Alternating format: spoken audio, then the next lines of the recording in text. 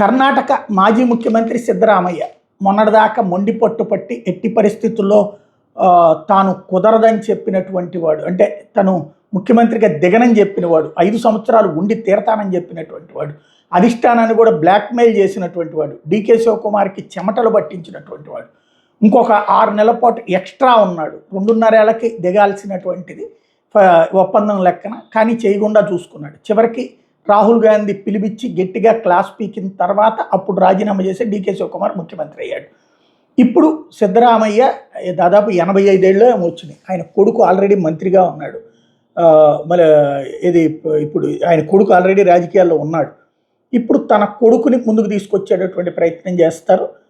తను రాజకీయాల్లో నుంచి వైదొలుగుతున్నట్టు చెప్పాలి. నెక్స్ట్ ఎలక్షన్స్లో పోటీ చెయ్యను అన్నాడు. అంటే ఇక ఆ తర్వాతన అలాగని రాజకీయాల నుంచి విరమిస్తున్నానని చెప్పలేదు. కాబట్టి సిద్ధరామయ్య రాజకీయాల్లోనే ఉంటారు.